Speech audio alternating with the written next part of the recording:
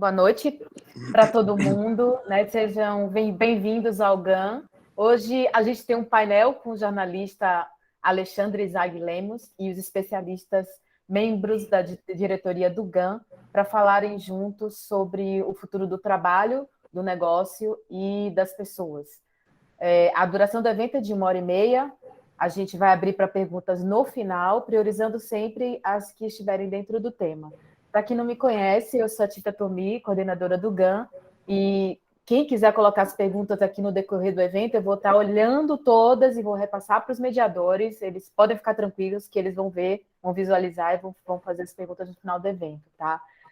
Antes, eu queria agradecer aos patrocinadores do GAN, o Google, a Globo, o UOL e Grupo Jovem Pan, e aos nossos apoiadores, a APP, Meio Mensagem, Promark, Agência Tripé Digital e a Nation Filmes. Agora eu vou passar a sessão para a nossa presidente Cris e nosso VP, PC Freitas, para falarem sobre o nosso convidado e introduzirem um tema. E queria desejar para vocês um ótimo evento e aproveitem bastante. Um beijo, obrigada. Cris, PC, é com vocês agora. Boa noite. Boa noite. Eu queria agradecer demais a presença do Alexandre Zag Lemos aqui no Insights do GAN. O Ale tem uma visão incrível do nosso mercado, porque muitas vezes ele consegue ver esses movimentos do balcão. Então, se alguém ainda tinha alguma dúvida do valor do nosso mercado, é porque não ouviu o Ale falando de comunicação no boletim Minuto Meio Mensagem na CBN. Eu sou fã da Jovem Pan, mas não dá para perder o Ale na CBN. Aliás, a CBN está fazendo 30 anos, se eu não me engano. O Ale é editor-chefe do Meio Mensagem, colunista da rede de rádio CBN, onde apresenta o boletim Minuto Meio Mensagem. Anteriormente passou pelas equipes de jornalismo da revista Balt e das rádios Jovem Pan e Ômega FM, foi colunista na Band News FM e revista Carta Capital. Seja bem-vindo, Ale. Obrigado, Cris. Obrigado mesmo pelo convite. PC? Oi, obrigado, viu, Ale, por participar. Ale, eu queria começar essa conversa aqui, você falar um pouquinho, acho que todo mundo está querendo entender, e você deve ouvir fontes diferentes, você fala com o mercado como um todo, anunciante, agências, produtoras, fornecedores, essa questão da volta do modelo híbrido, né? Eu queria que você discorresse um pouquinho sobre isso, porque eu acho que ainda não tem, pelo menos eu não vejo, a gente não vê nenhuma fórmula, um formato definido. Tem empresas que já estão se mobilizando, tem empresas que não estão, tem empresas que vão ser home office para sempre. Enfim, comenta um pouquinho. Eu queria começar a nossa conversa com esse tema, que eu acho que permeia aqui, né, a curiosidade de todo mundo aqui. Legal, PC. Me dá só uns minutinhos antes, assim, para eu não só corroborar aí o que a Cris falou sobre mim, que está tudo certo, mas acrescentar que eu sou jornalista e trabalho a minha carreira profissional toda como jornalista. No começo da minha carreira, eu comecei trabalhando em mídia na cidade onde eu nasci, que é a cidade de Muzambinho, em Minas Gerais, uma cidadezinha pequena, perto de Poços de Caldas, lá no sul de Minas. E, curiosamente, eu vim para São Paulo, obviamente, como se diz no interior, para tentar a vida na capital, né? E vim justamente para trabalhar. O meu primeiro emprego em São Paulo foi na Rádio Jovem Pan, nossa patrocinadora aqui hoje. E eu estava me lembrando, enquanto vocês estavam falando, de uma história curiosa que, quando eu conto um pouco longa, mas hoje eu vou contar super curta, que resume um pouco como é que eu vim parar aqui, nesse lugar onde eu estou hoje, porque eu sou, como eu disse, um jornalista, eu nunca trabalhei com publicidade na minha vida, eu nunca trabalhei numa agência de publicidade, e eu, quando vim do interior aqui para São Paulo trabalhar na Jovem Pan, eu caí no jornalismo policial, que eu gostava muito. Eu trabalhava junto com um jornalista policial que se chama Agostinho Teixeira, que até hoje é repórter policial da Rádio Bandeirantes.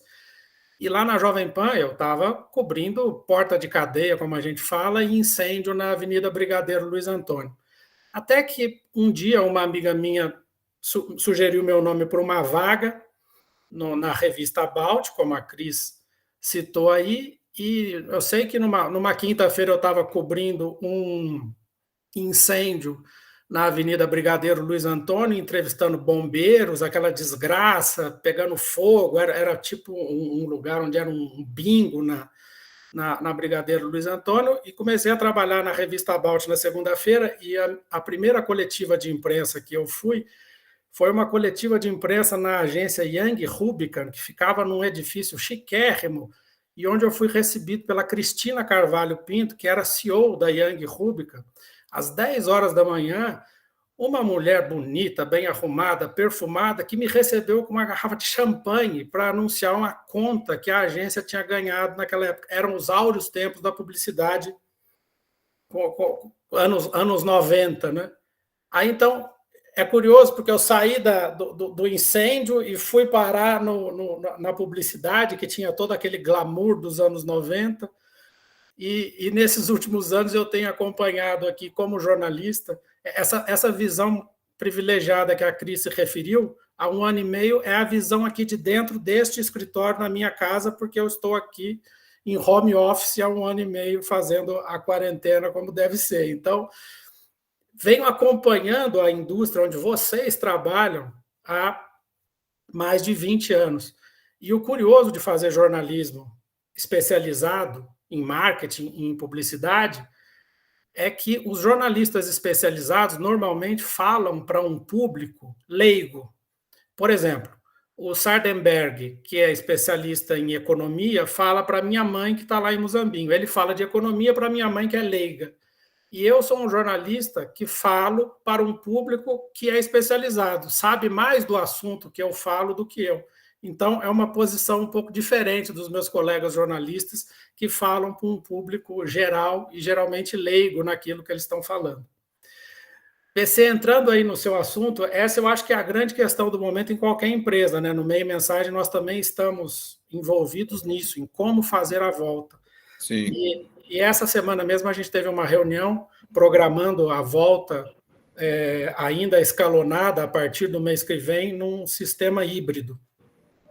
No mercado de agências, eu acho que esses últimos anos trouxeram um estilo de trabalho que, de certa forma, vai ser perenizado em algumas empresas, mas não acho que o modelo do home office vai se estabelecer como predominante, não.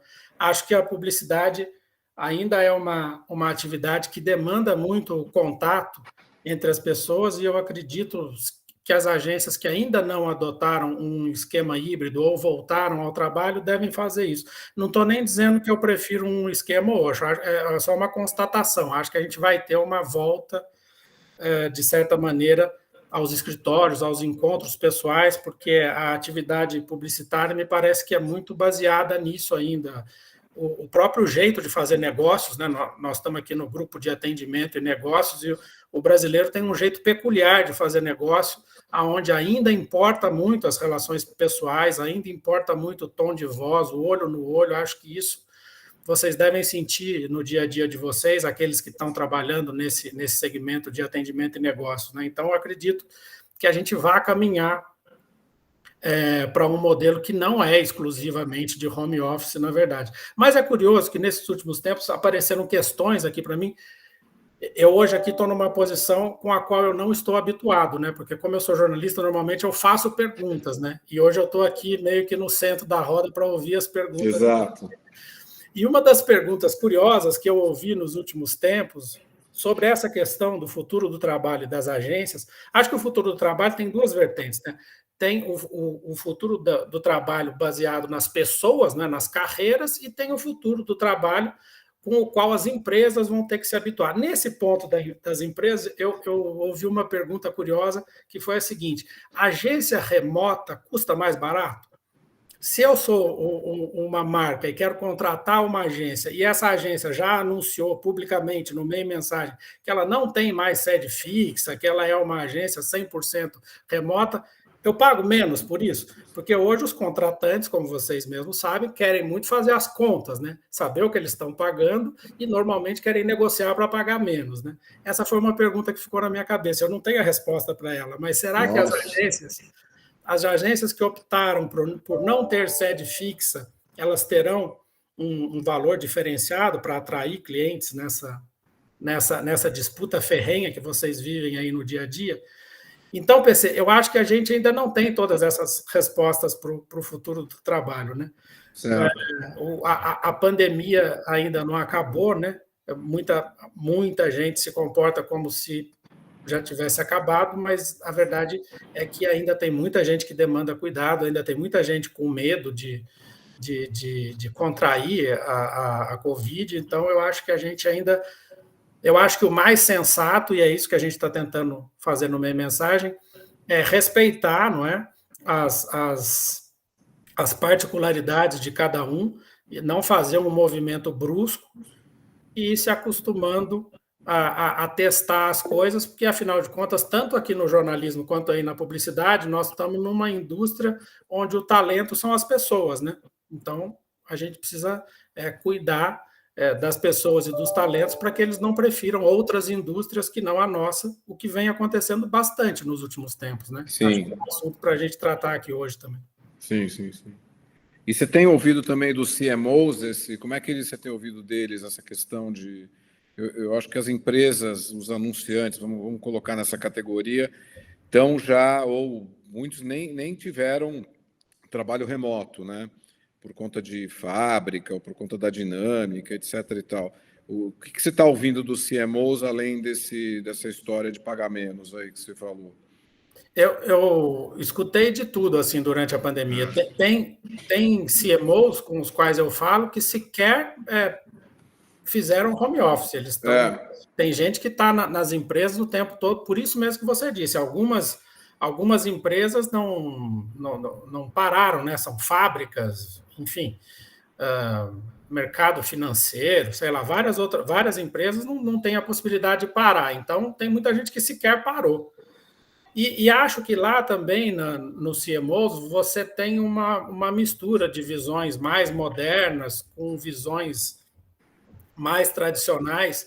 O nosso mercado aqui de anunciantes no Brasil, ele é muito uma mescla de empresas nacionais, empresas familiares, com empresas multinacionais e empresas mais modernas, listadas em bolsas, ou seja, tem de tudo, né? Não sei se dá muito para traçar um perfil único do anunciante, do CMO, porque se ele trabalha numa empresa familiar centenária, ele tem que ter um tipo de comportamento. Se ele está numa multinacional, a ordem vem de fora, né? Então, aí as situações são muito diferentes. Certo.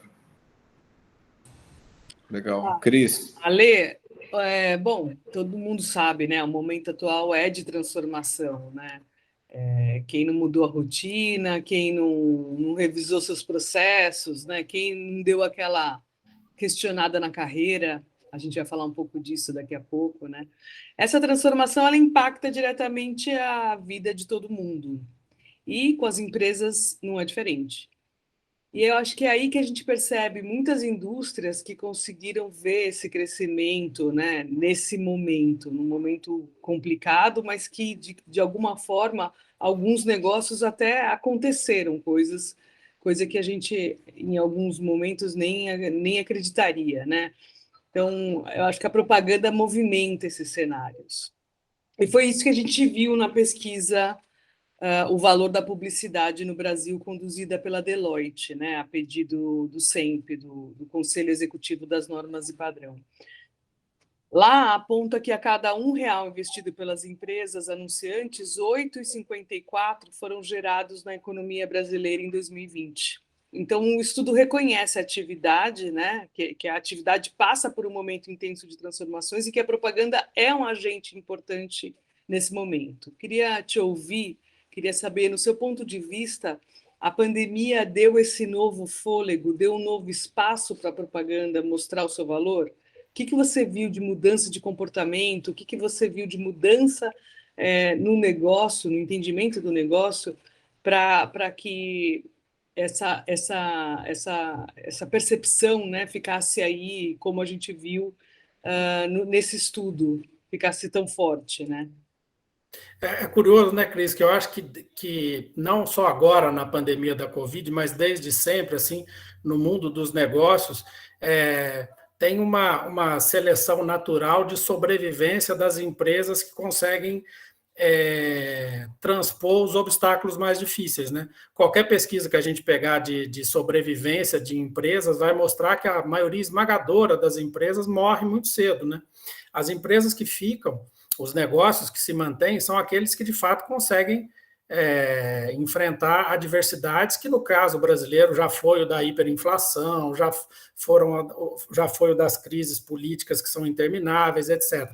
Esse agora, eu acho que essa crise, vamos chamar assim, atual, provocada pela Covid e pelas consequências do combate à Covid, eu acredito que ela pegou a atividade publicitária e a publicidade e a atividade de mídia, de maneira geral, onde eu me incluo, ela pegou essas atividades num momento já de muita transformação, né?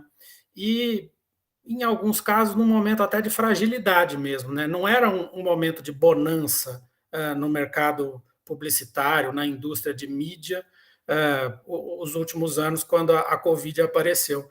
Talvez por isso a gente, que já viveu crises anteriores, sinta mais até essa, né? Por outro lado, tem essa questão de que as pessoas e as empresas que estão conseguindo atravessar a crise da Covid também se fortalecem, obviamente, porque a situação, o cenário é muito diferente de anteriormente, né? Eu imagino que a situação de uma redação de jornalismo e de uma agência de publicidade é, de certa forma, parecida, né? Antigamente, você tinha equipes muito grandes, né? Os salários eram muito mais altos. E, no caso do jornalismo, você tinha grandes empresas, vou só citar um exemplo que é público e notório, como, por exemplo, a Editora Abril, que nos últimos anos simplesmente deixou de ser o que era antes, né? As empresas de jornalismo, mesmo a Jovem Pan, onde eu trabalhei, a Folha de São Paulo, o Grupo Estado, eles eram maiores, as equipes eram muito maiores. E eu tendo a acreditar que nas agências de publicidade também aconteceu um pouco isso, né? A McCann Erickson ali das proximidades do Ibirapuera era uma agência gigante, com muita gente, você tinha vários processos, etc. Ou seja, o negócio mudou mesmo. E a Covid nos pegou nesse momento de muita transformação. Também muito embalado, evidentemente, pela digitalização inexorável que todos nós vivemos, né? Então, assim, de alguma maneira, a mídia e a publicidade já vinham vivendo uma transformação muito grande, que abalou as suas fontes de receita tradicionais, não é? Com a digitalização, o negócio mudou e pulverizou, e os meios de produção de mensagens, tanto publicitárias como de informação, foram disseminados por toda a população. Você tem aí um lado positivo de democratização, mas você tem também aí um lado negativo e perverso, que é de disseminação, no caso do jornalismo, de disseminação de informações falsas, né? E de desprestígio para o jornalismo profissional, que é uma coisa que precisa ser reconquistada. No lado da publicidade, eu acredito que também aconteça isso.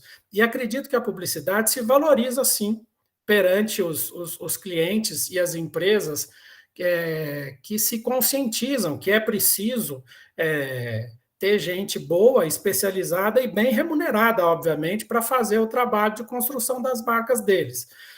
Nesse caso dessa pesquisa que você cita, é muito importante ressaltar a importância da indústria de vocês, né, da indústria da publicidade especificamente, sem a qual, por exemplo, não existiria jornalismo independente no mundo. É uma questão básica, né? O que sustenta o jornalismo independente, o jornalismo crítico, é a publicidade.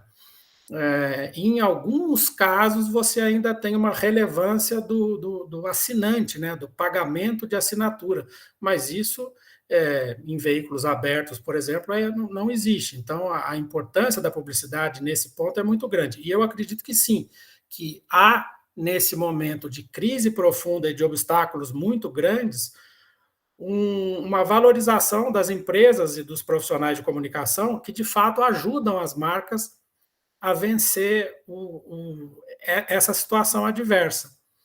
Infelizmente, isso não é garantia de que esses profissionais e essas empresas serão reconhecidos no próximo passo, né? Porque o mundo, a justiça do mundo e do universo não funciona muito nesse sentido, e daqui a pouco eles podem ser trocados por alguém que ofereça um serviço mais barato. Não há uma garantia, mas eu acho que sim, há nesse momento uma valorização, uma busca, do mesmo jeito que eu sinto em alguns nichos, uma valorização do jornalismo profissional, das pessoas querendo saber a fonte da informação, acho que na publicidade também acontece isso. Obrigada, Lê. E aí tem mais uma perguntinha e de uma observação também, que não sei se você ouviu, mas a 4A's, que é a Associação Americana de Propaganda, junto com a ANA, né, que seria a ABA, lá dos Estados Unidos, eles lançaram uma carta compromisso, né? Você está falando muito aí de valor, né? Um menor valor e tudo mais. E eles acabam endereçando nessa carta uma carta de compromisso para assinatura antes da participação de concorrências, né? Tanto por agências como por clientes, né? E a ideia é coibir as práticas ruins do nosso mercado, né? Então a gente ainda vê concorrência de especulação, alguns casos, uso indevido das ideias apresentadas nesses processos, né? Concorrências para comparativo de preços apenas, apesar de fazer toda a equipe trabalhar, falta de informação de budget, falta de alinhamento interno, às vezes em relação ao pedido que vem de compras e que vem de marketing, né? O prazo de pagamento super esticado, né? Já um pedido de trabalho criativo em muitos momentos. E aí eu percebo que esse é o primeiro movimento que uma associação celebra o compromisso das duas partes, agência e cliente, né? Uhum. Você acredita que esse será o futuro para as nossas relações? Um começo mais profissional, um começo mais positivo, né? Você imagina que cliente e agência no Brasil, por exemplo, conseguiria chegar num tipo de acordo como esse? Cris, eu acho que essa é uma meta muito desejável, né? Para o mercado, de maneira geral, para os profissionais, daria uma segurança maior do que a que há hoje. Mas respondendo objetivamente à sua pergunta, não fugindo da resposta, eu não acredito que isso vá acontecer. Historicamente, as agências de publicidade e até mesmo os anunciantes sempre falam muito disso. A ABA e a ABAP, por exemplo, eles têm manuais de boas práticas nas concorrências que absolutamente ninguém segue, nem as pessoas que escreveram aqueles manuais seguem. No dia a dia, a disputa pelo mercado e a própria dinâmica do mercado é muito grande, né? O mercado brasileiro, eu estava me referindo aos anos 90, o mercado brasileiro dos anos 90 vinha de grandes agências de dono, depois a gente passou uma internacionalização absurda que dominou praticamente todo o mercado. Eu imagino que boa parte aqui das pessoas que estão na sala trabalham em multinacionais, ou seja, o seu chefe está lá em algum lugar onde você nem sabe onde. E agora, mais recentemente, um movimento, porque os movimentos econômicos são assim mesmo, né? Você tem ações e reações. Agora, mais recentemente, um movimento de abertura de algumas agências independentes. Acho muito difícil sintonizar todos esses interesses, porque você tem empresários se lançando no negócio e precisando arrumar cliente, você tem empresas multinacionais para as quais o escritório brasileiro não tem uma relevância econômica absurda, então existe até uma massa de manobra local para o escritório local fazer algumas coisas e ter alguns clientes. Então, eu acho muito difícil concatenar todos esses interesses. E acho que o movimento que aconteceu esse ano aqui no mercado brasileiro de ruptura pública, né, da saída, marcado pela saída da aba do SEMP, isso aprofundou um pouco mais ainda essa crise de interesses aí. Eu digo ruptura pública porque o que aconteceu em janeiro era algo que já vinha acontecendo nos últimos anos, né? Nos bastidores, as lideranças das agências e as lideranças dos anunciantes já não se entendiam há muito tempo. Muitos anunciantes não seguem e não seguiam as normas do SEMP. Então, eu acho muito difícil na questão da concorrência.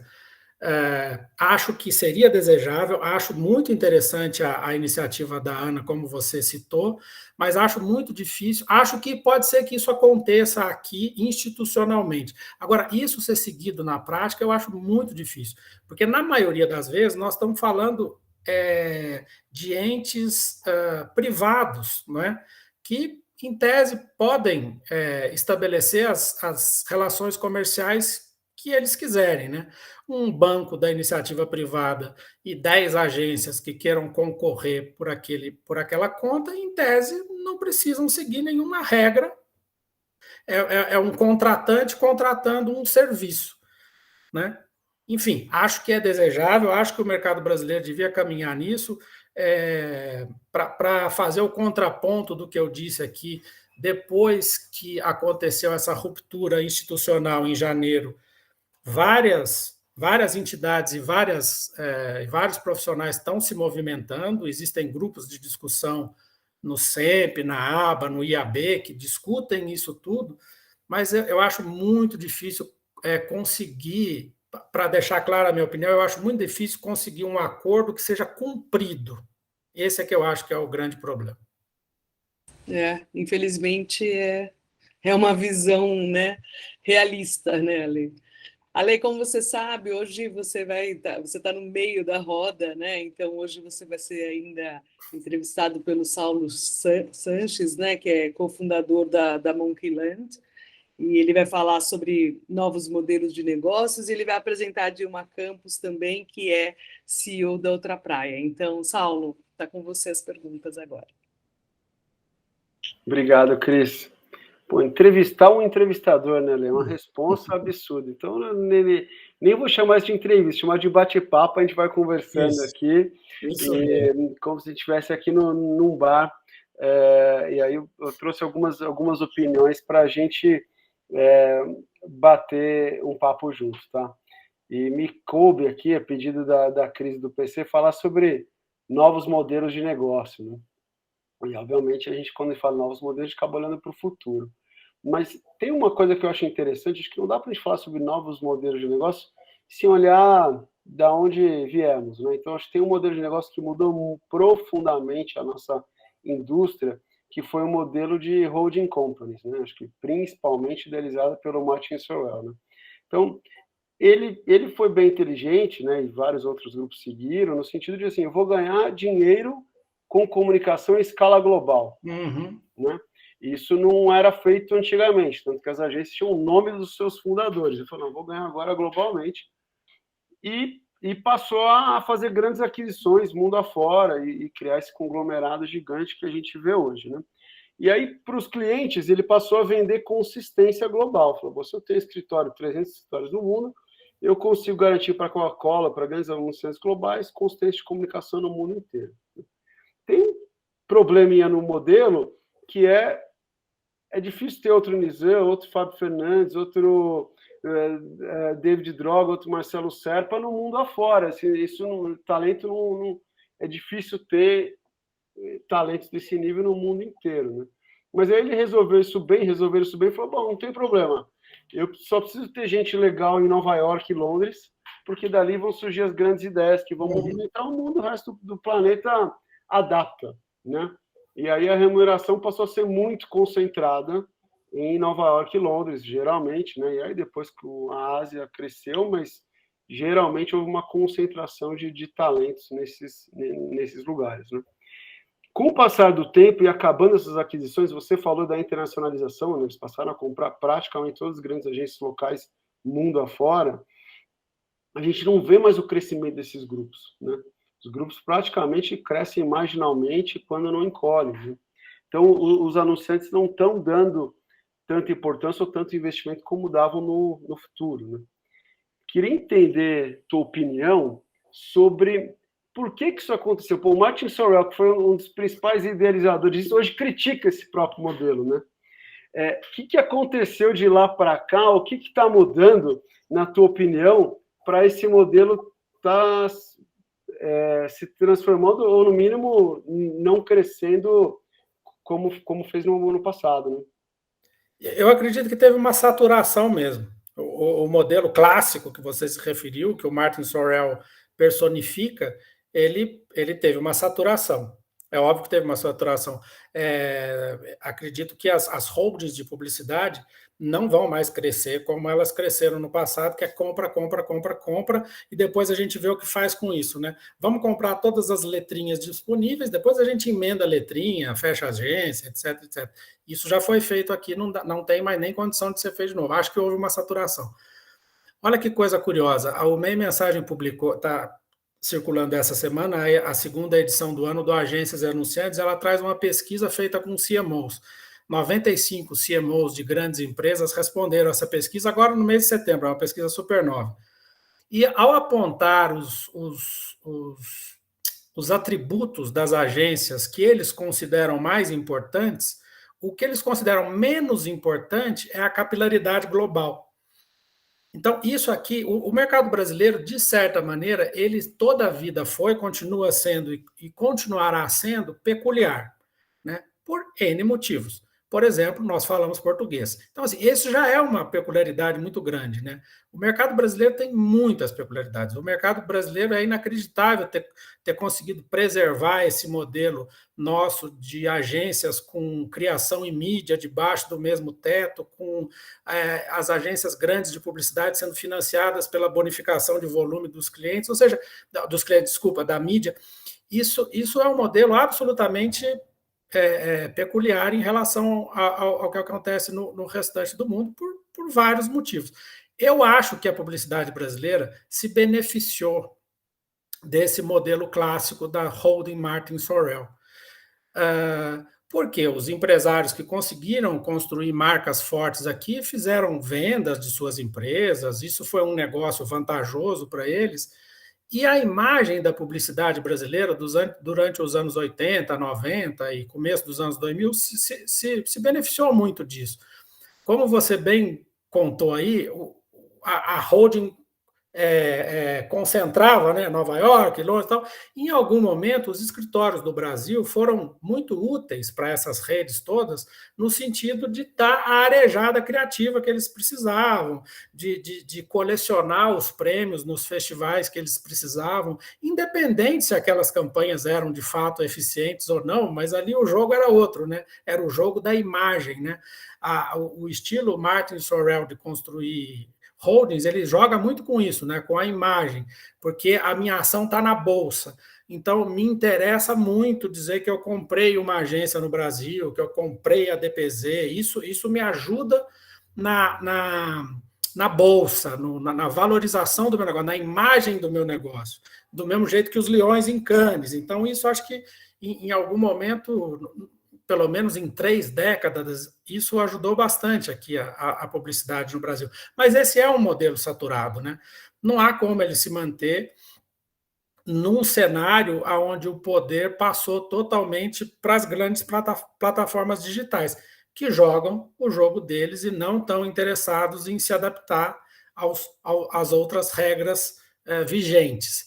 Então, acho que agora é um novo modelo. Eu não acho que o modelo de holdings globais está ameaçado de desaparecer, longe disso. A gente vai continuar tendo marcas e clientes globais que se sentem muito confortáveis em trabalhar, em tomar uma decisão única para o mundo inteiro. Eu imagino a facilidade que deve ser para uma marca global trabalhar com uma rede global de agências e não trabalhar com 200 fornecedoras pelo mundo inteiro. Ou seja, é uma facilidade muito grande, isso tem uma lógica, né?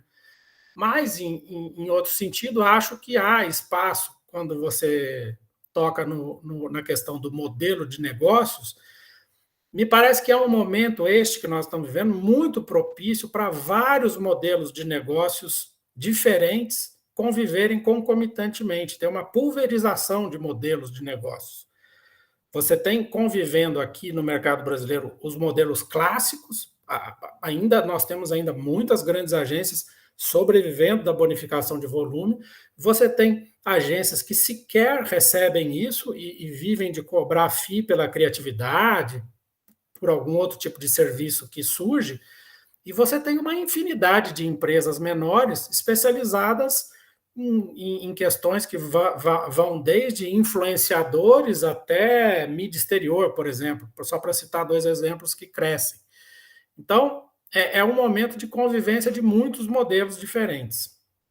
Mas vamos pegar o que você falou 2 pontos interessantes. Então, de um lado, você acha que as holding companies entraram num estágio de estagnação. Do outro lado, o que sustentou as agências no Brasil, essa jabuticaba, de as agências ganharem mais dinheiro com mídia do que com qualquer outra receita, né, principalmente através de BV, também questionado, né, os anunciantes principalmente, o sempre perdendo força, né, pô, a saída da aba do sempre é mesmo que você falou, há alguns anos já havia algum conflito, mas a hora que você oficializa a ruptura, isso também enfraquece o modelo de negócio vigente, né, porque aí a própria aba se vê num outro modelo, né. Então, de um lado, os holding companies estão estagnadas. De outro lado, esse modelo de BV está muito questionado, ainda é super vigente, sustenta a maior parte das grandes agências ainda no Brasil, né? A migração do dinheiro de mídia para o digital, o custo é outro, né? Porque você tem que ter mais gente para produzir mais coisas no digital, com uma receita menor, uma vez que o BV não é tão relevante, né? Então, ao mesmo tempo que esta placa tectônica está se mexendo, do outro lado você citou este movimento de ter agências independentes nascendo, né? Então, por que você acha que... E é um movimento global, né? Não é um movimento... Se fosse só por conta do BV, mas é um movimento global, né? Você vê nos Estados Unidos isso muito grande, na Europa muito grande. Poxa, a High Dive fez o melhor... uma agência de 20 pessoas, o melhor comercial do Super Bowl desse ano, uma agência para Jeep, ou seja, os grandes anunciantes ainda têm as holding companies, mas estão testando com estruturas mais enxutas e, na minha visão, muito buscando mais do que um processo de controle, criatividade, algo que seja realmente inovador, o que tá buscando. Mas queria entender a tua visão. Por que você acha que agora as agências independentes voltaram a crescer depois de todas essas compras e todo mundo está, né, teoricamente, os grandes anunciantes já estão bem atendidos, e por que está rolando isso no mundo inteiro? Um pouco porque o ser humano é assim mesmo. Quando a gente tem que ir todo dia no escritório, a gente gostaria de ficar em home office. Quando a gente passa 2 anos no home office, a gente gostaria de voltar para o escritório. É do ser humano, nós somos seres, de certa maneira, bipolar. Então, os movimentos econômicos, eles também acontecem em ondas, né? Se você pegar os movimentos políticos de polarização que aconteceram no Brasil nos últimos anos, um pouco é assim também. Você tem um grupo que está no poder e que privilegia uma inclusão social, uma divisão maior de renda, isso desagrada um outro grupo, que dali a pouco toma o poder e tenta fazer um pouco, porque as coisas são assim mesmo. Agora, você citou um movimento importante, que é o dos anunciantes internalizando coisas, né? E isso eu acho que é um movimento muito relevante. E há um tempo atrás, as agências de publicidade ficaram apavoradas com a entrada das consultorias no mercado de agências, porque as consultorias, as grandes consultorias, a Accenture, enfim, as grandes consultorias e as grandes empresas como IBM, eles têm uma grana que as holdings de agência não têm. Então, eles conseguem comprar a Droga 5. Mas a ameaça acabou não se mostrando aquela destruição anunciada, né? E, de certa maneira, o fato dos grandes anunciantes, inclusive no Brasil, estarem internalizando muitas atividades que antes eram das agências, pode ter se mostrado na prática um movimento muito maior de tirar mercado das agências do que o das consultorias, que foi limitado, de certa maneira. Porque, tirando um pouquinho aqui, um pouquinho ali, fazendo o design dentro de casa, construindo uma equipe de grão em grão, se você somar tudo isso, dá um movimento muito grande, né? Acho que isso é, sim, motivado pela questão do controle. Você citou a busca da criatividade, que eu acho que também explica um pouco a questão das holdings. Quando você faz o movimento das holdings, se a gente retroceder 10, 20 anos, qual era a grande tendência? Vamos ter aqui uma agência que faz tudo. O cliente quer se relacionar com um interlocutor só. Então, eu vou ser para esse cara, desde a publicidade até o RP, passando pelo live marketing. E a gente teve aqui vários escritórios de multinacionais que incharam, né? Que tinham a publicidade, o digital, a promoção, o PR, etc, etc, etc. Evidentemente, com o passar do tempo, essa empresa que se inchou para fornecer tudo não conseguiu fornecer muita coisa direito, né? E deixou flancos abertos.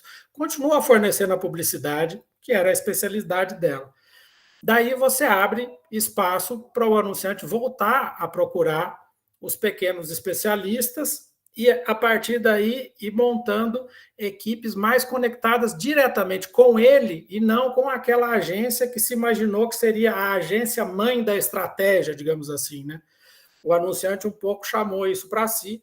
A gente tem exemplos bem sucedidos e sedimentados aqui no mercado brasileiro. Basta citar a Draftline, por exemplo, que é a agência da Ambev. Você tem equipes internas no Itaú, você tem equipes internas em grandes clientes, ou centralizando a estratégia, ou mesmo com equipes de publicitários contratados para fazer as estratégias e a execução em real time, ou até mesmo da publicidade.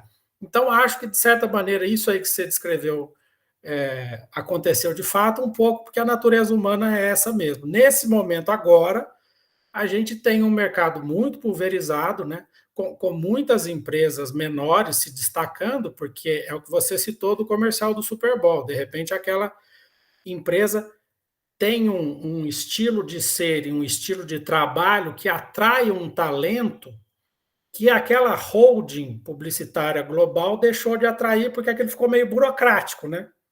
Então, aqui eu tenho um novo estilo de trabalho, e isso conversa com a nossa pauta aqui do futuro do trabalho, conversa com essa nova geração muito inquieta, de 20 e poucos anos, e essa empresa um pouco menor, um pouco mais acolhedora, talvez consiga competir por esse talento com o Google, com o Facebook, enfim, consiga disputar esse talento com esses novos players gigantes que chegaram mordendo grande fatia do mercado. Outra, você citou o medo das consultorias, né? O que realmente não se mostrou, por um lado, tão devastador, mas, ao mesmo tempo, elas fizeram um movimento de aquisição muito forte. E o mais interessante é que elas focaram em aquisições de agências mais criativas. O Droga5, obviamente, é o maior exemplo disso, mas a gente tem várias outras agências criativas sendo mais criativas do que a média, e sendo o foco de aquisição, principalmente da Accenture, né? A ponto da Accenture falar assim, não, quem vai mandar na Accenture Interactive é o David Droga, né? Então, de um lado, esse movimento está acontecendo das própria consultoria valorizar e muito financeiramente a criatividade, e do outro lado, eu vivi isso pessoalmente, por exemplo, em grupos que eu trabalhei, onde o foco saiu do produto final da criatividade para o processo. Então, é mais importante a metodologia, o processo, do que, de fato, o produto, né? Só pegar algo que aconteceu essa semana, por exemplo, a Publicis criou uma agência para a Mercedes-Benz chamada, né, EMIL, que era Data Driven Agency, onde não tinha um produto criativo final, basicamente era feito por uma agência independente na Alemanha, e eles faziam a gestão de dados e criatividade. Bom, passado 2 anos, a Mercedes falou, obrigado, mas eu vou voltar para a BBDO, para a Omnicom, que me entregava esse serviço melhor. Com esses dois momentos acontecendo e junto com essas agências independentes, como é que você vê o futuro do modelo de remuneração? Porque tudo que a gente está falando aqui é o que já aconteceu. Então, parece, do jeito que estamos falando aqui, que é uma encruzilhada importante, porque holding companies estagnadas, independentes ainda pequenas, mas crescendo, consultorias comprando agências criativas, né? E aí fala, bom, qual que é o modelo de remuneração, uma vez que está fragmentado? E os CMOs sem tempo. Então, os CMOs falam, não aguento mais ficar conciliando todo mundo. Eu já entendi que não existe full service, já entendi isso aí, já estou fragmentando a minha escolha, eu quero agências especialistas, mas, ao mesmo tempo, eu tenho 24 horas no mesmo dia, né? Eu quero alguém para coordenar, alguém para me ajudar, alguém para fazer uma estratégia, e depois a gente executa, né? Como é que você... Porque parece um xadrez interessante que a gente está aqui no momento bom de falar do que essas peças estão se movendo. E você, eu acho interessante ter essa conversa contigo, porque você ouve os dois lados, né? Você ouve tanto os anunciantes quanto as agências como um todo. O que você ouve ali de próximos movimentos, o que você sente de tendência para esses dois tabuleiros se mexendo nessa velocidade? É curioso o negócio dos lados, porque antigamente, Saulo, era assim mesmo, né? A gente costumava dizer que a indústria da comunicação era sustentada por três partes, né? Que eram os veículos, as agências e os anunciantes. Mas isso se complicou muito, e hoje em dia não são três pernas, eu diria que nós temos 15 pernas, somos um povo hoje em dia, porque tem muitas perninhas menores, perninhas maiores, etc. Agora, você tem razão quando cita o lance do xadrez e o lance da encruzilhada, porque eu acho que tem uma equação ainda não resolvida, e que é difícil mesmo, e que pode ser simplificada naquela frase de que é muito difícil você cobrar agora por alguma coisa que você deu de graça antes. É muito complicado, né? As agências estão diante desse dilema, né? A vida inteira nós fizemos uma conta que eu invisto X no veículo e você fica com X, e agora você vem querer me dizer que a sua criação custa X, que o seu planejamento custa X. Então, assim, complicou um pouco a história toda. Os anunciantes, o modelo brasileiro, obviamente, ele também foi muito confortável para os anunciantes, né? Óbvio. Facilitou, simplificou a conta, imagina, muita coisa foi facilitada aqui.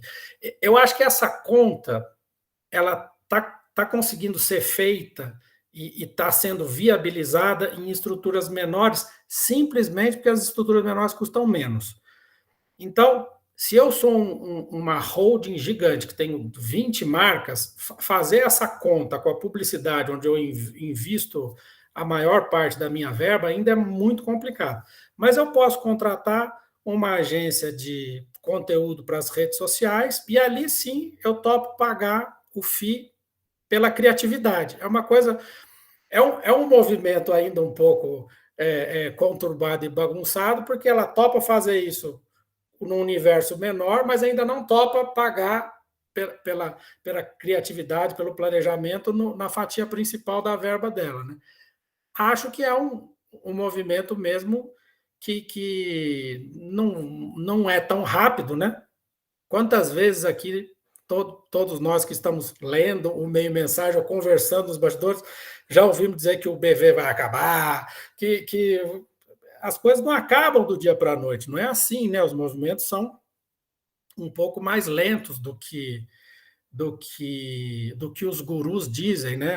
Se a gente retroceder 20 anos e ler lá os livros dos gurus dos anos 90, a internet ia destruir a televisão, ninguém ia querer saber de televisão, e nós estamos aqui hoje com a televisão ainda no Brasil sendo disparado o veículo que mais mobiliza a atenção das pessoas, independente da tela onde ela assista, e que atrai a maioria das verbas publicitárias dos grandes anunciantes, né? Então, acho que tem uma encruzilhada, tem uma equação ainda a ser resolvida, está longe de ser resolvido isso, acho, e acho que essa equação vai acabar sendo resolvida caso a caso. Algumas agências conseguiram se organizar para estabelecer relações um pouco diferentes com os seus clientes, Alguns clientes conseguiram avançar mais e já estabeleceram relações mais modernas com as suas agências, até porque vocês bem sabem que os profissionais circulam muito, né? O profissional que estava ontem na agência, hoje está no cliente. Você tem vários CMOs que são ex-publicitários de agência. Então, essa circulação de gente acabou, de certa maneira, facilitando alguns casos. Mas acho que, de maneira geral, isso ainda não é um... E não acredito na possibilidade, como estava respondendo para a Cris no caso das concorrências, da gente ter uma régua única para o mercado inteiro. Isso, hoje em dia, é inviável, porque, só para citar 2 players muito importantes no meio mensagem, o interesse da régua da Globo é um e do Google é outro, assim como de uma grande agência da Faria Lima o interesse é um, e uma boa agência média de Sorocaba tem outro interesse. Então, é muito difícil uma régua única para todo mundo. Você acha... Tem um outro movimento que eu vejo acontecendo em várias indústrias, e acho que aos poucos na nossa indústria começa a acontecer também, que é modelos de negócio mais cooperativos do que competitivos, né? Isso já acontece em várias indústrias. A indústria automobilística desenvolvendo carros juntos, concorrentes, Mercedes, BMW, desenvolvendo carros juntos, são inimigos, juntando indústria de bens de consumo, farmacêutica, então, assim, muito desenvolvimento, né, porque é um investimento muito grande de pender. Então, começa a ter uma colaboração maior, mesmo entre concorrentes, assim como existe uma colaboração grande entre veículos, muitas vezes, né? E sempre me parece que existiu pouco em agência de comunicação, mas agora eu sinto que começa a existir mais, as pessoas estão mais abertas, e menos história, um inimigo do outro. Talvez seja parte porque a gente perdeu esses grandes fundadores importantes que também personificavam a sua agência, né? E hoje é mais pulverizado essas lideranças, mas eu vejo as agências trocando um pouco mais, nascendo modelos de vamos fazer isso aqui junto, vamos produzir esse negócio aqui, você faz uma parte, eu faço outra, a house faz uma parte, a agência faz outra, a produtora faz outra. E aí, aos poucos, e é difícil, mas aos poucos essa colaboração parece que faz nascer perspectivas novas, novos modelos. Eu que saí de grande agência e estou agora numa independente, estou sendo abordado por muita gente que nunca me abordou para falar, vamos fazer isso junto? Uhum. E é algo que eu não vivia, e eu estou achando isso muito legal. Isso te faz pensar em modelos de negócio diferente, em modelos de vamos receber por equity, cada um faz uma parte, compartilha custos. Então, essa colaboração, você vê isso como uma tendência? Vejo, com certeza. Acho que isso tem muito a ver com essa cultura de startups que a gente tem hoje em dia, que as grandes empresas até perseguem, mas acho que existe uma barreira gigante a isso, que é a nossa herança cultural mesmo, né? Veja você que coisa, né? A publicidade, ela foi construída com uma concorrência ferrenha, né? Imagina, as grandes agências de publicidade disputavam verba a verba ali. Imagina que uma BPZ ia colaborar com uma W Brasil. Imagina, né? Se você, para dar um exemplo do meu mercado, né? Você falar da Folha no Estadão ou do Estadão na Folha é proibido. Ainda hoje, né? Que curioso isso, né? Ainda hoje é muito difícil você ouvir um veículo de mídia citando outro veículo, né? Muito difícil. Muito difícil você ouvir a CBN citar a Jovem Pan ou vice-versa. É muito difícil. A gente tem essa barreira cultural gigante, né? E isso no jornalismo se dá muito quando é inevitável, né? Quando o presidente da República, a Fonte, deu uma entrevista exclusiva para a CNN, aí a Globo não tem outra saída senão citar que a entrevista foi dada à CNN, senão ia ficar muito feio, né? Mas, Saulo, a gente, boa parte dos que estão aqui na sala devem se lembrar que há pouco tempo atrás os contratados do SBT não poderiam aparecer no comercial da Globo, nem se eu pagasse, não aparecia. Então, assim, a gente tem uma barreira cultural muito grande com relação a isso.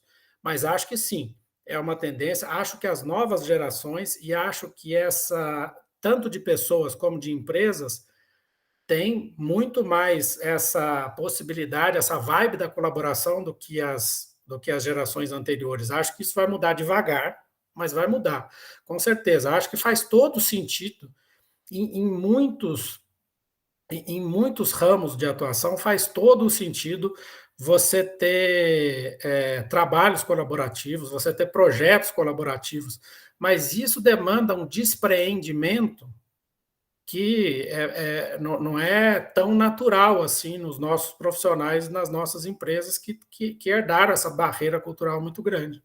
E aos poucos, e talvez toda essa geração mais nova tenha essa barreira mais frágil de ser quebrada, e com esse espírito de vamos fazer junto, né? Acho que pode ser uma coisa legal. Você tem na tecnologia as empresas que abrem o seu código. Exatamente, exatamente. E para isso acontecer na indústria farmacêutica, precisou existir uma batalha gigante e uma lei dos genéricos para que o princípio ativo que cura a doença não fosse propriedade de uma empresa privada. Veja você como as coisas são difíceis, né? E são diferentes. Tem outro movimento que também tem acontecido, e a Tita já está falando para eu finalizar aqui, já está me dando bronca, mas então prometo que é a última pergunta, Tita. Mas que se abriu para mim, que eu acho muito interessante, porque a gente tem discutido muito inclusão no nosso mercado, né? Muita inclusão. De várias formas, mas e talvez a Dilma talvez não, certamente a Dilma vai poder cobrir isso melhor do que eu, mas tem uma questão da inclusão que eu queria discutir, que é a inclusão geográfica, porque existe hoje uma concentração do nosso mercado só em São Paulo, e com a história de modelos remotos, modelos híbridos, você acha que isso também gera uma inclusão da gente poder ter talentos de qualquer lugar do mundo e do Brasil, por não ter que sair lá de Moçambique para poder vencer em São Paulo? Talvez eu possa fazer isso lá, né?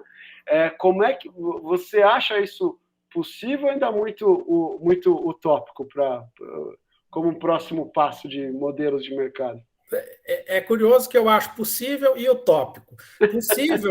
Possível porque a digitalização, especialmente, tornou isso muito mais fácil, né? Muito mais fácil. E acho que essa experiência da pandemia mostra isso, né? Se eu sou uma agência de publicidade de Belo Horizonte, por que eu não posso ter uma dupla criativa morando em Porto Alegre? Eu posso, né?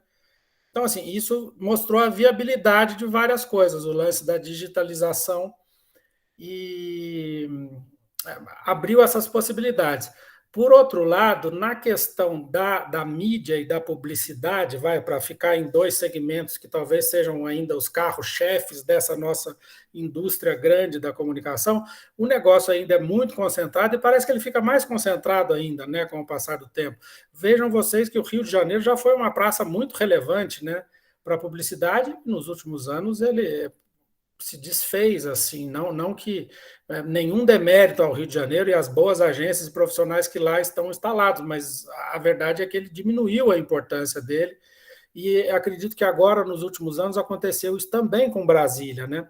Brasília foi um mercado relevante para o atendimento das contas públicas, mas, de certa maneira, até porque o investimento público em publicidade diminuiu bastante, então, de certa maneira, o mercado de Brasília também encolheu, o mercado nacional de Brasília, se é que é possível chamar assim. Porto Alegre também já teve uma relevância grande, outras capitais, mas acho que ainda é um pouco utópico. O mercado de publicidade ele está muito concentrado aqui. Isso tem a ver com uma coisa que foi relevante para fazer uma empresa, um mercado pujante de comunicação como o que nós temos, que ele, de certa maneira, se baseou na concentração, né? Da rede nacional que tem as suas afiliadas. Depois a gente passou, inclusive, a ter agências que tinham afiliadas, né? Então, se eu era a Macan e atendia a GM, eu fazia 10 acordos pelo Brasil, e isso foi, de alguma maneira, reproduzido, tanto na mídia como na publicidade. Então, acho que ainda é uma concentração muito grande aqui, Isso em alguns mercados se repete, mas é invejável, por exemplo, o exemplo dos Estados Unidos, que tem uma pulverização grande, tem centros de excelência espalhados por vários lugares, a ponto da Wieden+Kennedy ser em Portland, por exemplo, e de você ter várias outras marcas conseguindo, a partir da sede deles, fazer um trabalho nacional. Acho que é possível. A gente ainda tem essa coisa geográfica, a mesma coisa que aconteceu comigo, eu acho que continua acontecendo ainda hoje em dia, né? Apesar de todos os avanços tecnológicos e das possibilidades que a tecnologia nos dá, os jovens continuam, acho que é natural dos jovens também, né? Querer estar num lugar maior, querer estar num lugar onde a vida cultural é mais agitada, querer estar numa cidade diferente da sua. Então, acho que ainda acredito que isso ainda vai permanecer por algum tempo. Mas eu acho que num país grande igual o Brasil, é muito desejável que a gente tivesse outras praças abertas. Acho que isso é uma possibilidade de crescimento muito grande, para as marcas, inclusive, né? Porque se você pensar, nós temos aqui marcas nacionais que poderiam ter estratégias, não digo focado no mercado de Muzambinho, mas focado no mercado do sul de Minas, que é diferente do mercado do norte da Bahia, que é diferente do mercado do Pantanal, enfim. Acho que seria muito desejável. Que bom, que bom. Obrigado, Ale. Deixa eu passar a bola para a Dilma aqui. Dilma está por aí? Não estou te vendo. Estou por aqui, sim, Saulo. Então, a Tita já estava quase me batendo aqui, mas obrigado, Ale. Queria passar a bola para a Dilma, né, que, como a Cris falou, é CEO da Outra Praia, trabalha com live marketing e quer falar contigo um pouquinho mais aqui. Obrigado, Ótimo. Dilma. Oi, Alexandre, prazer. Oi, Dilma. Prazer imenso estar aqui com você. Escutar você é sempre delicioso, não só na CBN, como aqui também. Obrigado. Eu queria resgatar algumas coisas que vocês vieram falando desde a Cris, do PC e do Saulo. Então, veio muito a palavra transformação, né, nesse momento, e você trouxe uma coisa de um movimento econômico, né? Eu queria colocar aqui, Alexandre, que há mais ou menos, um pouco mais de 1 ano e meio atrás, surgiu aí uma sigla bem interessante, que traz um pouco esse movimento econômico para dentro das empresas, que é o ESG. Uhum. E hoje a gente tem visto cada vez mais o ESG responder financeiramente dentro das empresas. Então, aquilo que era apenas a questão da sustentabilidade, vai lá e cuida um pouquinho da floresta, planta uma árvorezinha, já não é mais assim, nem a questão social, nem a governança, né, o que traz essa sigla. Então, pensando um pouco do ponto de vista, né, dessa sigla aí do ESG e entendendo esses movimentos dentro da empresa, como é que você acha que fica o caminho da publicidade quando a gente tem, de fato, que responder a isso, né, e falar sobre a última pesquisa que surgiu, onde a gente tem os grupos minorizados, como negros, né, como LGBT, sendo quase que traço dentro das agências de publicidade? Dilma, eu acho que as agências de publicidade, o mercado, de maneira geral, reage, né? Age na cobrança, age na exposição, age na cobrança da sociedade. A questão do ESG, eu acho que, sem dúvida, eu torço muito, pessoalmente, como cidadão, né, como ser humano, para que isso impacte, de fato, os negócios das empresas na Bolsa, porque acho que, se não mexer no bolso, as mudanças vão ser muito lentas. E para a humanidade, de maneira geral, e o mercado publicitário, em particular, reparar erros históricos, se a gente continuar andando nos passos de hoje, nós que estamos aqui nessa sala não vamos ver esses erros do passado reparados nunca, porque eles são corrigidos com muita lentidão, né? Você veja que tem um movimento grande em curso no mercado publicitário de inclusão, de diversidade, mas que, mesmo com toda a cobrança, mesmo com a exposição que o assunto tem hoje em dia, acontece de maneira muito lenta, né? Muito lenta. E para você reparar um erro histórico, precisaria ter mais velocidade. Por outro lado, tem uma questão que a gente chegou a fazer uma manchete do Meio Mensagem no ano passado, depois daquele caso do Carrefour, lá no Sul, onde um cliente foi assassinado por um vigia, pegando pesquisas de vários mercados que trouxeram uma informação desanimadora, que, na verdade, no final das contas, o impacto econômico para as marcas que supostamente sofrem um boicote é mínimo. Então, hoje em dia, em alguns casos, a gente tem movimentos nas redes sociais de organização né? Não vamos consumir a marca XYZ porque eles exploram criancinhas na China, não vamos comprar nesta loja XYZ. No final das contas, passado essa emoção inicial, que às vezes sequer chega a abalar o negócio das empresas, o resultado financeiro é pouquíssimo abalado com essas coisas, infelizmente. Mas existe o prejuízo público, óbvio, o prejuízo da imagem, né? Que é o motivo da existência da nossa indústria, né? Então, assim, acho que a questão do ESG ganha importância, e é bom que isso aconteça, mas, por outro lado, ainda os movimentos que precisariam acontecer de uma maneira mais veloz ainda são muito lentos. Não vejo outra saída senão uma organização maior das lideranças, um movimento que inclua a sociedade, uma exposição de casos, que é uma coisa delicada isso, né? Mas acredito eu que não existe um outro caminho, senão a gente vai demorar muito tempo para fazer mudanças. E uma coisa óbvia, que é tipo chover no molhado, é que uma indústria como a de comunicação, que vive de pessoas, de talentos e de ideias, terá um resultado muito melhor se ela for diversa e inclusiva.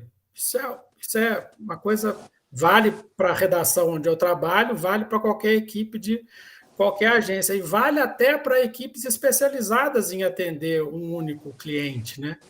Você precisa ter um mínimo de diversidade, porque é justamente a diversidade que vai enxergar aquela mensagem, aquela peça ou aquele texto de um jeito que quem está habituado a fazer sempre da mesma forma jamais vai reconhecer. Então, assim, eu que trabalho numa redação relativamente pequena, com cerca de 15 pessoas, é impressionante o efeito positivo que você tem de diversidade. Assim, se você tiver 15 pessoas que moram na Faria Lima e andam de carro pela cidade, a sua possibilidade é muito limitada. Assim, é preciso somar gente que nasceu em outros lugares, gente que teve outras vivências, gente que pega 5 conduções por dia, porque se você não tiver essa variedade, você não vai falar com uma audiência tão diversificada como é a brasileira, né? Você tem um país gigante ali. E eu acho que isso se dá mesmo em nichos específicos, porque você tem marcas que supostamente são direcionadas a um público específico, mas que elas são, na verdade, consumidas por um público que, na verdade, não é aquele do foco que ela trabalha. Vou citar um exemplo clássico da publicidade, né? A publicidade toda a vida vendeu cerveja para pessoas de 23 anos, não é? Só que quem compra cerveja mais são as pessoas de 45, de 50 anos. Só que as pessoas de 45, 50 anos adoram ter 20 e poucos anos. Então, a publicidade sabe lidar com isso, né? Então, acho que tem que ter essa velocidade maior nessa questão, embora é preciso reconhecer que, de fato, o mercado está evoluindo. Lentamente, mas evoluindo.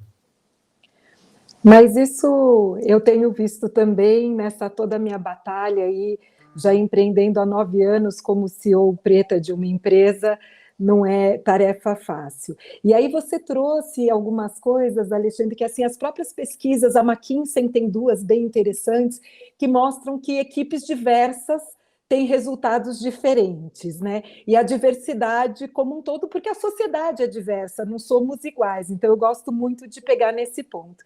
E queria, você até já trouxe um pouco disso, ouvir um pouco a sua ouvir um pouco você sobre como a diversidade, a gente pode transformar essa diversidade enquanto potência criativa, né?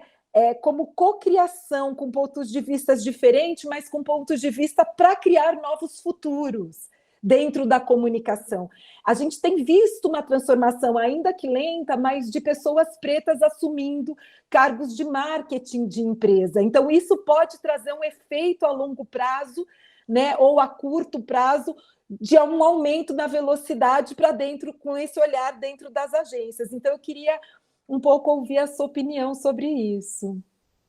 Legal demais. Eu não sou um especialista em RH, em planejamento, acho que até que eu sou péssimo em planejamento, mas eu, nesses últimos tempos, lidando com esse assunto, não só como jornalista, mas também como gestor de uma equipe, que não é uma equipe grande, como eu disse, eu cheguei à conclusão que existem duas coisas muito relevantes para as empresas e os profissionais, para ajudarem as empresas e os profissionais. Em primeiro lugar, meta. Muita gente torce o nariz para a palavra cota. As empresas precisam ter meta, entendeu? Eu acredito que precisa ter meta. E precisa introduzir no método. O que eu quero dizer com introduzir no método? Por exemplo, quando a gente vai fazer uma contratação de uma pessoa, você precisa introduzir no método que o candidato que te adiciona diversidade traz uma coisa muito desejável, que em muitos casos pode ser muito mais desejável do que um MBA ou falar inglês. Adicionar diversidade numa equipe, se você tem uma equipe de 10 pessoas que já falam inglês, se você adicionar diversidade é melhor do que adicionar um 11º que também fala inglês.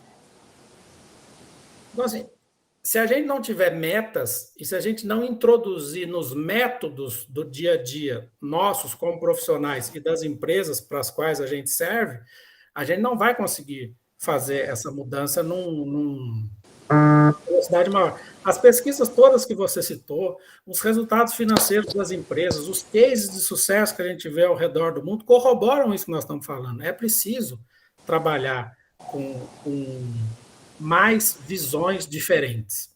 Simples assim. Então, na medida que algum profissional vai adicionar uma visão diferente, isso é muito desejável. Qual é o problema? Nós passamos anos contratando as mesmas pessoas, com os métodos do como é que chama? Me fugiu a palavra agora, da meritocracia, com os métodos da meritocracia, que a meritocracia privilegiava sempre as pessoas que vinham das mesmas faculdades, que tinham uma experiência de vida parecida e que tinham estudado em escolas parecidas. Então, você meio que pasteurizou e cometeu erros, né? Óbvio.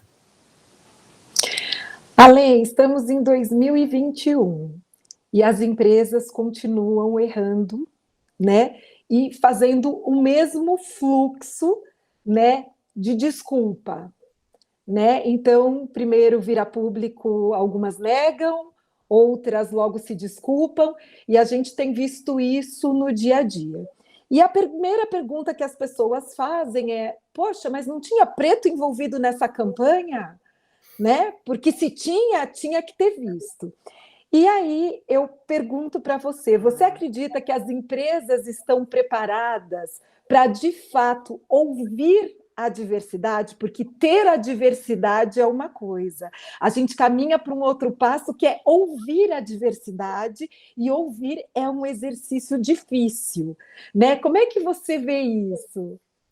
Acho que você tem toda a razão. Acho que no mercado publicitário a gente está num estágio que é quase como se fosse o pagamento de um pedágio, que a questão da diversidade e da inclusão ainda é tratada como uma questão de RH. Precisamos ter para não pegar mal. Então, nós estamos pagando um pedágio, que é necessário pagar mesmo, não tem jeito. Agora, você tocou no ponto crucial, né? Essas pessoas, a diversidade precisa ter voz, né?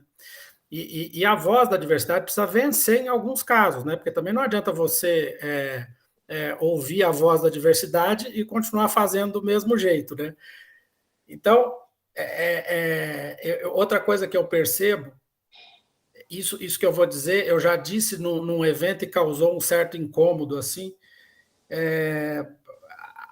a adição de diversidade nas empresas já estabelecidas também causa incômodo, né? É visível, assim, a gente enxerga o incômodo de diversos sentidos. Os gestores têm uma responsabilidade gigante, né? De minimizar aquele incômodo e de fazer a voz da diversidade ser ouvida e a voz da diversidade vencer em alguns casos, mesmo que ela não seja a maioria, né? Porque em alguns casos acontece isso. Agora é curioso isso que você falou. Você fazia uma pergunta quase que se as empresas estão preparadas. Eu acho que não estão. E a resposta pública é curiosa, né? Eu citei aqui o exemplo do Carrefour, e não quero de maneira nenhuma tornar o Carrefour como se fosse o único responsável pela... Não, o problema é muito maior que isso, mas a resposta número 1 do Carrefour era assim: a maioria dos nossos funcionários é negro. De maneira que responde um pouco a sua questão, né? A questão numérica e a questão do RH, por si só, não resolvem as coisas, né? Se eu sou uma empresa que tem a maioria dos funcionários negros, mas mato um negro em algum momento, alguma coisa deu errado. E o que deu errado foi que a voz da diversidade não foi ouvida, não contaminou as lideranças, a coisa não foi feita da maneira certa, e talvez eu incluí a diversidade para cumprir tabela, para parecer bonito na foto, para a questão do pedágio, que eu falei que eu acho que a publicidade brasileira ainda está pagando o pedágio. Mas acho que os exemplos de arejar, os exemplos de cases mais interessantes vão provar que essa é uma boa estratégia, muito para além do RH numérico, sabe assim? Eu tenho confiança de que isso já começa a acontecer, inclusive.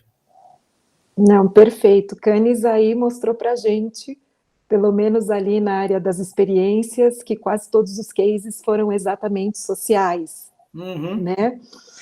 E alguns até bem parecidos.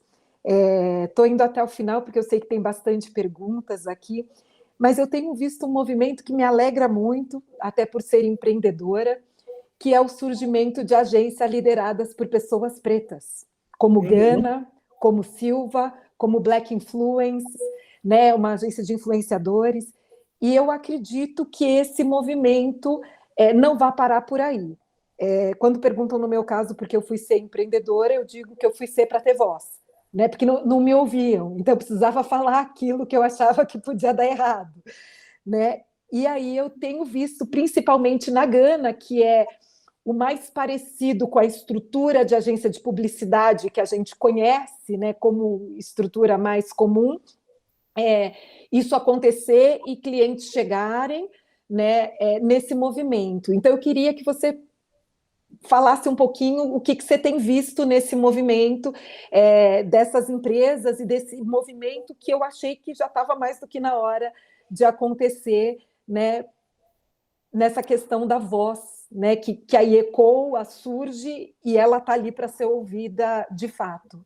Concordo totalmente, acho que é um movimento muito relevante, acho que isso presta um serviço para muito além do que aquela empresa em si representa, porque nós estamos aqui na indústria da comunicação, né? Nós trabalhamos com imagem, né? Nós precisamos ter a imagem, nós precisamos ter os exemplos, nós precisamos que as outras pessoas reconheçam que é possível, que se elas entrarem nesse mercado, elas terão um caminho, que elas serão aceitas, porque é impressionante quanta gente não deve ter desistido no meio do caminho, né, Dilma? Você é uma sobrevivente que está aí há 9 anos empreendendo, mas quantas pessoas não tentaram fazer a mesma coisa com o passar dos anos? E pior ainda, quantas pessoas nem tentaram?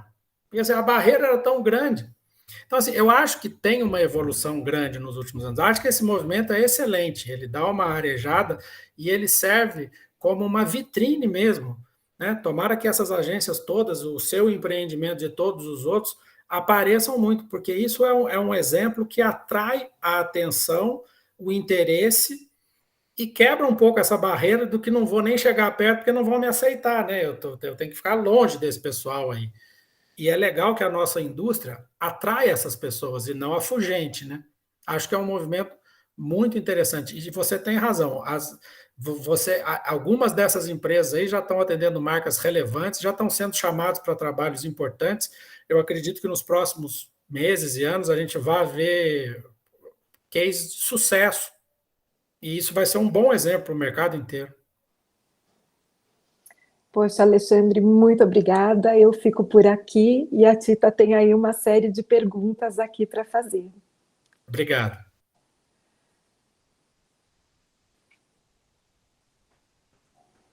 Tita? Quando a Tita não entra, eu vou começar aqui. Vou abrir com uma pergunta do Silvio Soledade. Ele diz o seguinte, ele pergunta o seguinte: acho que uma barreira se rompeu. A questão talvez, ele está falando aqui sobre a volta, né, do trabalho híbrido ou presencial ou todo virtual, né? Será que os profissionais vão querer voltar para esse 100% presencial? Curioso isso, né? Eu trabalho aqui com uma equipe majoritariamente jovem, né? A idade média da equipe que eu estou incluído aqui é baixa. E eu senti agora, mais recentemente, que essa resistência diminuiu um pouco. Eu acho que muitas pessoas querem voltar. Muitas pessoas acham que seria um pouco utopia achar que a gente vai ficar dentro das nossas casas por mais 2, 3 anos sem encontrar as pessoas, por aquela questão que eu falei de que a indústria da comunicação ainda depende muito disso, né? Quero fazer um parênteses que eu não estou defendendo nem o home office, nem a volta ao trabalho. Eu, pessoalmente, sou um defensor ferrenho do que a ciência aponta. Então, eu acho que a gente precisa ter muito cuidado. Eu acredito que qualquer movimento que qualquer empresa vai fazer tem que ser muito baseado na opinião de quem, de fato, entende do assunto e quer preservar a vida. Não acho que a gente deva colocar isso em risco de maneira nenhuma. Então, na medida que as pessoas estão sendo vacinadas, que essa vacinação se mostra eficiente, que já há um contingente grande da população vacinado e que especialistas que entendem desse assunto muito mais do que eu aceitam que que as pessoas sejam mais expostas do que elas estavam sendo até agora, acho que a gente vai ter um caminho que não acho que vai ser igual para toda a empresa. Inclusive, eu entrevistei, o Meia Mensagem publicou na semana passada, inclusive, uma reportagem com agências de publicidade, inclusive, e já decidiram que nunca mais vão ter sede na vida. É uma decisão de negócio delas, elas não vão ter mais sede, elas vão ser agências sem sede e, eventualmente, vão ter um local para as pessoas se encontrarem quando for necessário. Acho que é um modelo de negócio super justo. E acho, respondendo à pergunta do Silvio, que os profissionais, os talentos, vão acabar procurando o tipo de empresa que se enquadra na experiência de vida que ele deseja ter, né? E isso, hoje em dia, é mais comum do que no passado, né? Eu sou de uma geração que se sujeitava muito ao que a empresa determinava, né? Antigamente costumava-se dizer que era a empresa que cuidava da carreira da pessoa, né? Você vê, isso é uma coisa totalmente ultrapassada hoje em dia. As pessoas hoje em dia têm muito mais as rédeas na mão. As pessoas escolhem, obviamente, os bons profissionais, né? Escolhem entre mais de uma opção. E é curioso isso, porque essa questão geracional, né? E eu conto para as pessoas que trabalham comigo, como eu estava contando para vocês aqui, que eu vim de uma cidade muito pequena e cheguei em São Paulo para procurar um emprego, tinha 3 meses para arrumar um emprego, senão eu tinha que voltar para trás. Então, eu ia entregar meu currículo em qualquer lugar, e quando eu entregava meu currículo, eu sempre dizia assim, olha, eu posso trabalhar de manhã, de tarde, de noite, de madrugada, posso varrer o estúdio, posso limpar o estúdio, porque eu trabalhei muito em rádio, né? E rádio no interior você faz tudo, você é sonoplasta, você limpa o estúdio, porque se alguém da faxina limpar o estúdio, desemenda os fios, tudo. Então a gente mesmo limpava o estúdio, você fazia de tudo. Hoje em dia, quando eu faço uma entrevista com alguém, com algum jornalista jovem que quer trabalhar na minha empresa é ótimo, né? Só para deixar claro, eu não sou acionista do Meio Mensagem, eu sou funcionário. Mas como eu já estou há muito tempo, eu já acho que é meu também, entendeu? Um pouco isso, né, PC? Mas hoje em dia, já aconteceu de fazer entrevistas com pessoas que estão saindo da faculdade e estão se candidatando a uma vaga, e a perspectiva é completamente diferente. A pessoa fala assim, não, tudo bem, eu topo a proposta de emprego que você está me falando, só que é o seguinte, quinta-feira eu preciso sair às 5, porque eu tenho a aula de francês na USP. E terça-feira tem Pilates de manhã, tá? Então eu só posso... Eu acho excelente, né? Eu acho que a gente precisa conviver com isso, né? Tem uma... É vida, né? É vida, eu acho que é vida, assim, não acho que a gente deva se colocar contra isso, não. É óbvio que nem sempre a empresa pode se adaptar a tudo, Claro. mas eu acho que a convivência dessas coisas é muito agradável. Embora, no dia a dia, como eu estava conversando com a Dilma, isso gera incômodos, né? Na minha equipe tinha um jornalista que eu gostava muito, não está mais comigo, foi para uma agência de publicidade, porque as agências de publicidade têm muito mais dinheiro do que os veículos de mídia, que ele era muito rápido. Então, ele conseguia terminar o trabalho dele antes. As outras pessoas ficavam indignadas que ele ia embora mais cedo. Eu falava, mas, gente, ele é mais rápido, ele acabou antes e está indo embora. Isso, como disse o PC, isso é vida, né? É vida. Ale, dando sequência aí a essa questão de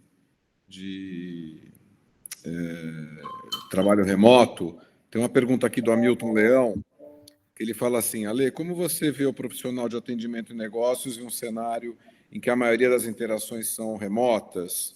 O tradicional relacionamento interpessoal com clientes e a própria agência perdeu peso e vivemos a época da entrega, contribuição concreta desse profissional. Teria ele virado um consultor nesses momentos tão impessoais e distantes que temos vivido? Acho que... Ale, só interromper aqui, senão a Omite briga comigo. Ele tá mandando um abração para você, que a internet dele caiu, tá? Ele falou que ele vai assistir a gravação, vai te mandando um abraço. Obrigado. Eu acho que se virar um consultor é uma coisa boa, né, PC? Eu acho que é uma coisa desejável esse caminho da consultoria. Mas o profissional de atendimento e o profissional de negócios, historicamente, nas agências de publicidade brasileira, foram os profissionais que fizeram as agências parar de pé, né? Se você pegasse há um tempo atrás, inclusive, a maioria dos CEOs de agências, os presidentes de agência, era majoritariamente da área de atendimento de negócios. Né? Em muitos casos, você tinha ali um criativo que fazia a vitrine, mas por trás dele sempre tinha um cara de atendimento ou de negócio, né? Você tinha o holofote ali na frente, o cara era o presidente, mas sempre tinha ali um vice-presidente ou um co-presidente que administrava o negócio junto. Acho que isso deu uma diversificada também, né? Alguns profissionais de mídia, os profissionais de planejamento andaram muito valorizados, né? Durante um tempo, concomitante com aquela história da consultoria. Mas eu acho que a base da publicidade é o negócio, né? Então, assim, não vejo possibilidade de uma indústria como a indústria da publicidade, como a indústria da comunicação, dos serviços de marketing, né, que pode não ser a publicidade, mas os demais serviços de marketing, isso não para de pé sem o profissional de atendimento e o profissional de negócio. É difícil você achar o talento do atendimento e dos negócios acoplado naquele outro profissional que também é criativo, que também é planejamento. Isso às vezes acontece, né? Mas é raro. Então, assim, acho que o perfil mais pelo lado consultor é muito desejável, inclusive para a categoria de atendimento e negócios, manter ou subir no nível de relacionamento que tem no cliente, né? Quanto mais C-level isso for, melhor, né? Isso e aí tem uma pergunta aqui da querida da Cláudia Menezes. Ela fala, queria saber do Alexandre, pensando em quando ele começou e hoje, o que você percebeu que a gente ganha, o que a gente perde em termos de relacionamento entre agências e anunciantes? Qual é o seu ponto de vista? Boa pergunta. A relação de agências com anunciantes há 30 anos, um pouco antes de eu chegar nesse mercado, mas também quando eu cheguei ainda era muito assim, era uma relação de donos, né? Você tinha o dono da agência com o dono da marca. Para dar um exemplo claro, você tinha o Washington Oliveto e o dono da Bombril. A aprovação da campanha era entre essas duas figuras, o que é impossível hoje em dia, né? Porque não tem o dono nem de um lado, nem de outro. Tem agora, nessa nova leva das agências independentes, você ainda até tem, mas mudou completamente o relacionamento, e acho que isso contribuiu também para esse distanciamento, né, do institucional, digamos assim, que a gente comentou aqui hoje, dos anunciantes e das agências. Inclusive, os líderes das agências, falando sobre o caso específico da saída da aba do SEMP, uma das acusações que eles fazem é que a aba, de fato, sequer representa muitos anunciantes, né? Que tem ali dizem os líderes de agências, que tem ali uma representação muito burocrática feita por advogados, é menos marketing e mais burocracia e mais leis e mais advogados. Defesa, né? Exatamente, mais isso do que necessariamente o profissional de marketing mesmo que está com a mão na massa, né? Enfim, é uma coisa a se pensar. Mas acho que essa relação mudou completamente, Cris, nos últimos tempos, porque passou a ser uma relação de executivos e, em último grau, passou a ser uma relação de executivos cujos chefes estão do outro lado do Atlântico, né? Lá para cima, não estão... O dono das agências está lá e ninguém nem sabe quem é, e o dono do anunciante também. Aquela velha imagem da velhinha fazendo tricô no centro desértico ali dos Estados Unidos, ela é que é acionista, e se bobear, ela é acionista da agência e do anunciante. Se bobear. É uma construção completamente diferente, mas acho que mudou muito. Tita, faz aí a próxima. Tá sem som. Agora eu tô com som. Vamos lá, então. Eu vou pegar do Juan Romanucci. Ele falou o seguinte: tem escutado de alguns colegas e visto aqui na agência também algumas pessoas que estão se sentindo estressadas, esgotadas. Algumas agências até têm oferecido suporte profissional, como coaching, psicólogos, etc. Por outro lado, muitos dizem que o trabalho remoto proporciona mais qualidade de vida, flexibilidade e até uma certa liberdade, sem comprometer o trabalho em equipe, claro, né? Ele queria saber como você vê isso, Ale, como está sendo isso no Meio Mensagem, qual o papel das agências nisso, de olho no futuro. Tendo a concordar com a corrente da sobrecarga. Inclusive, as próprias entidades que representam as agências, a FENAPRO e a ABAP, fizeram recentemente um documento que tornaram público sobre o risco da sobrecarga de trabalho durante a pandemia, pedidos de refação, as coisas todas que vocês estão acostumados aí no dia a dia. É curioso, porque, de fato, como eu disse, eu estou aqui na minha casa, eu estou aqui sou um exemplo disso, né? Estou na minha casa trabalhando daqui a 1 ano e meio. Então, sim, eu acho que tem o aspecto da liberdade. Eu nunca convivi tanto tempo com os meus 2 filhos. Eu tenho um filho de 12 anos e um filho de 9 anos. Eu nunca, desde que eles nasceram, convivi tanto tempo com eles. Acho que tem esse lado prazeroso da liberdade, sim. Mas acho que, no final das contas, há uma sobrecarga. Há uma sobrecarga porque as empresas já vinham com equipes mais enxutas, né? E é curioso que você gerenciar equipes que não estão fisicamente juntas, especialmente para as empresas que não têm esses métodos de controle muito grandes, né? E na nossa indústria isso é muito difícil, né? Porque, tipo assim, o tempo que a pessoa permaneceu ligada no computador não diz muita coisa, né? Enfim, acho que há uma sobrecarga. Acho que essa equação vai ser difícil de fazer para os que vão voltar para o sistema híbrido. É uma equação difícil de fazer. E acho que, se a gente não cuidar disso, o prejuízo é muito grande, né? Porque você tem um prejuízo que ataca a saúde das pessoas e as empresas dependem de que as pessoas estejam saudáveis, né? Para continuar tendo boas ideias, para continuar trabalhando. Tendo a acreditar que nas equipes das agências e até mesmo da mídia que estão enfrentando melhor a pandemia, tem uma sobrecarga, sim, que precisa ser ajustada. Eu só vou fazer uma pergunta aqui para emendar no assunto diversidade, né? Maria Tereza Borges Arbulho, se eu falei certo. Tem gerações começando... Conhecida como MT também. MT. Tem gerações começando a trabalhar com experiência, já com a experiência home office. Ele começa já com essa experiência. A inclusão da diversidade se faz notar mais no presencial, né? Neste ponto, será mais difícil ser percebida? Será mais difícil entrar na cultura? Acho que sim. Acho que sim. Boa colocação. Acho que sim. Acho que uma das coisas que o home office e o distanciamento compromete é a possibilidade de uma mudança cultural que se faz mais quando as pessoas estão juntas, né? Mal comparando com a questão política que a gente vive, né?